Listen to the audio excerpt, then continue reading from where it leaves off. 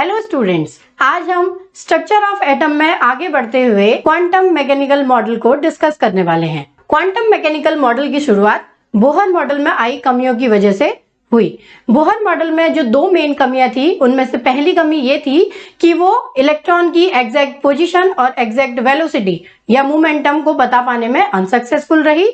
और दूसरी कमी ये थी कि वो किसी भी इलेक्ट्रॉन जिसे हम स्पेक्ट्रल लाइन एटम या मैटर जिसे हम स्पेक्ट्रल लाइन मानते हैं, स्पेक्ट्रा मानते हैं, उसके ड्यूल बिहेवियर को समझा पाने में वो अनसक्सेसफुल रही। तो जो मॉडर्न हमारा कॉन्सेप्ट है एटम को लेकर के, जिसे हम quantum mechanical model of atom कह रहे हैं, उसकी शुरुआत दो मेन कॉन्सेप्ट से हुई थी, जिनमें से पहला कॉन्सेप्ट है ड्यूल बिहेवियर ऑफ मैटर। तो ड्यूल बिहेवियर ऑफ मैटर जो कि डी ब्रॉगली ने दिया था। डी ब्रॉगली ने ये कहा कि कोई भी मैटर स्पेक्ट्रल लाइन की तरह, लाइट की तरह ड्यूल बिहेवियर शो करती है। ड्यूल बिहेवियर का मतलब है कि समटाइम्स वो पार्टिकल की तरह बिहेव करेगी और समटाइम वो एक वेव की तरह बिहेव करेगी। और इसके लिए उन्होंने एक इक्वेशन दी, that is lambda, it means wavelength is equal to h upon mv, जहां पर h है प्लांक कांस्टेंट और mv है उसका मोमेंटम, दैट इज p। और इन्होंने इसकी डेरिवेशन दो मेन इक्वेशन से की। पहला है मैक्स प्लांक की इक्वेशन, दूसरा है आइंस्टीन की मास एनर्जी इक्वेशन।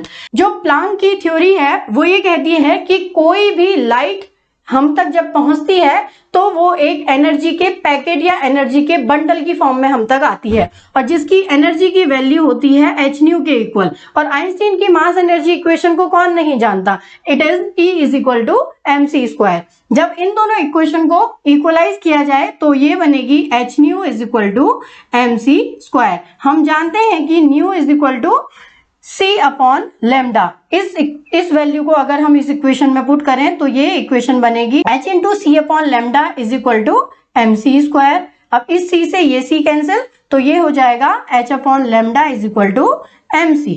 और अगर हम इससे लेमडा की वैल्यू निकालें, lambda is equal to h upon mc। और इस इक्वेशन को अगर हम समराइज करें तो h एक कांस्टेंट है, तो lambda is equal to 1 upon momentum, जो कि मेन इक्वेशन तक पहुंच जाती है। तो इसका मतलब ये है कि जो वेवलेंथ है वो मोमेंटम के इनवर्सली प्रोपोर्शनल है। ये इक्वेशन थी डी ब्रॉगली की इक्वेशन, जिसे डी ब्रॉगली इक्वेशन या फिर ड्यूल बिहेवियर ऑफ मैटर कहा जाता है। अब आइए आगे बढ़ते हैं सेकेंड कॉन्सेप्ट की तरफ।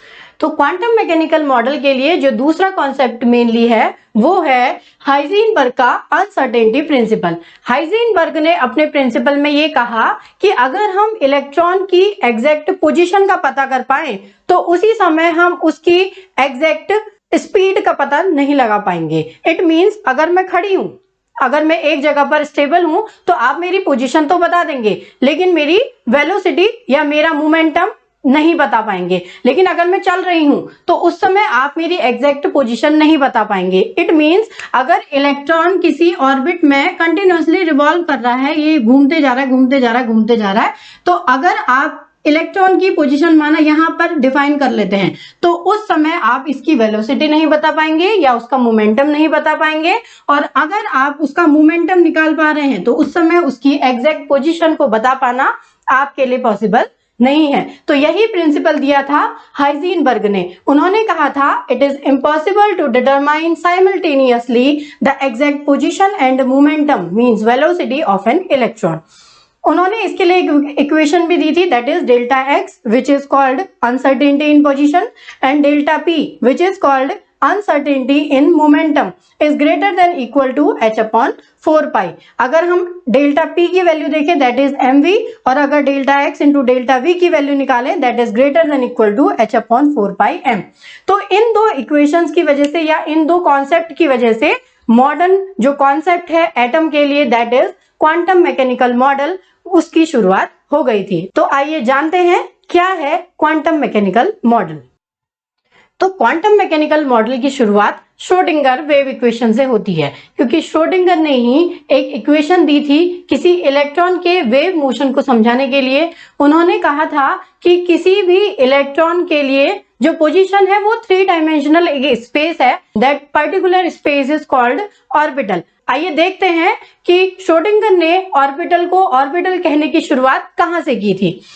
जो श्रोडिंगर की वेव इक्वेशन है वो किसी इलेक्ट्रॉन के 3D स्पेस में वेव मोशन को समझाती है, और 3D स्पेस में उन्होंने ऑल 3 डायमेंशन को x, y और z कहा, और उन्होंने एक इक्वेशन दी that is d2 psi upon में dx square plus d2 psi upon में dy square plus d2 psi upon में dz square plus 8 pi square m upon h square e minus v psi is equal to 0। उन्होंने इस equation के माध्यम से एक बात कही, उन्होंने ये कहा कि किसी भी एटम में न्यूक्लियस के अराउंड जो ये ऑर्बिट्स मौजूद हैं, इनमें हर एक जगह पर या हर एक स्पेस पर जहां पर इलेक्ट्रॉन रहता है वो स्पेस एक ऑर्बिटल है, और इस ऑर्बिटल में द पॉसिबिलिटी या the probability of finding electron is maximum. It means कि इलेक्ट्रॉन जिस जगह पर रहेगा वो जगह ऑर्बिटल कहलाएगी, और उस ऑर्बिटल में जो इलेक्ट्रॉन के पाए जाने की प्रायिकता है, प्रोबेबिलिटी है, वो मैक्सिमम होगी। इट मीन्स किसी भी इलेक्ट्रॉन के रहने का एक पर्टिकुलर स्पेस है that is a 3 dimensional space, और इसी कॉन्सेप्ट पर बेस्ड उन्होंने 4 नए ऑर्बिटल्स को सजेस्ट किया। These are s, p, d and f, और इन सभी के स्ट्रक्चर उन्होंने मेंशन किए। आइए जानते हैं क्या है वो स्ट्रक्चर्स। तो उन्होंने sp-df के स्ट्रक्चर्स कुछ इस तरीके से मेंशन किए। पहला स्ट्रक्चर उन्होंने दिया s के लिए, उन्होंने कहा कि एक सर्कुलर स्ट्रक्चर है, गोलाकार स्ट्रक्चर है, और इसकी कोई भी डायरेक्शन नहीं है, और s में केवल 2 इलेक्ट्रॉन रह सकते हैं, और वो 2 इलेक्ट्रॉन इसी सर्कुलर पाथ पर नजर आएंगे। It means in s orbital the probability of finding electron यहीं पर होगी, और इसी एरिया में होने की वजह से इसका शेप उन्होंने सर्कुलर कह दिया। नेक्स्ट जो p ऑर्बिटल होता है, p ऑर्बिटल 3 टाइप का होता है, 3 डायमेंशन में रहने की वजह से, that is px, py and pz, और p में 6 इलेक्ट्रॉन मैक्सिमम रह सकते हैं। इट मीन्स पर ऑर्बिटल या पर सब ऑर्बिटल 2 इलेक्ट्रॉन रहने की कैपेसिटी है। तो ये 2 इलेक्ट्रॉन एक डंबल शेप में या डंबल शेप में ही घूमते रहते हैं, यानी कि px में अगर देखा जाए तो इसका स्ट्रक्चर कुछ इस तरीके से होगा, x की डायरेक्शन की तरफ, और इस एरिया में ही इलेक्ट्रॉन की फाइंडिंग प्रोबेबिलिटी सबसे मैक्सिमम होगी, और जो py है उसका स्ट्रक्चर y की डायरेक्शन में, और pz है उसका डायरेक्शन है z, और ये dumbbell shaped structure p show करता है। नेक्स्ट स्ट्रक्चर है d की। d डबल डंबल शेप में रहता है, इसके 5 टाइप होते हैं। These are dxy, dyz, dzx, dx square, y square and dz square. D में 10 इलेक्ट्रॉन रहने की कैपेसिटी है, और पर 2 इलेक्ट्रॉन एक सब ऑर्बिटल में रहते हैं, और एक सब ऑर्बिटल की स्ट्रक्चर जो कि dxy है, स्ट्रक्चर कुछ इस तरीके की होगी, डबल डंबल शेप्ड, dyz की इस तरीके की, और dz स्क्वायर, dxz की इस तरीके की, और dx स्क्वायर, y स्क्वायर को देखें तो उसी डायरेक्शन में डंबल बने हुए हैं। एंड नेक्स्ट dz स्क्वायर थोड़ी सी डिफरेंट उसकी स्ट्रक्चर होगी, और इनमें से f की स्ट्रक्चर कॉम्प्लिकेटेड होती है। फिलहाल इन स्ट्रक्चर्स से श्रोडिंगर ये साबित करना चाहते थे कि कोई भी इलेक्ट्रॉन जब वो वेव की फॉर्म में है, वो एक पर्टिकुलर स्पेस में रहता है, पर्टिकुलर एरिया में रहता है, और उस पर्टिकुलर एरिया को श्रोडिंगर ने ऑर्बिटल नाम दिया, और ऑर्बिटल के 4 टाइप उन्होंने बता दिए। These are s, p, d and f, और उन इलेक्ट्रॉन की पोजीशन को बताने के लिए उन्होंने क्वांटम मैकेनिकल मॉडल दिया। It means Schrodinger wave equation किसी भी इलेक्ट्रॉन की वेलोसिटी और उसकी पोजीशन को एक साथ बता पाने में सफल रहे, इसीलिए क्वांटम मैकेनिकल मॉडल इतना पॉपुलर है। तो आई होप आपको ये वीडियो समझ में भी आई होगी और पसंद भी आई होगी। आइए मिलते हैं अगली वीडियो में क्वांटम नंबर्स के साथ। Thanks for watching.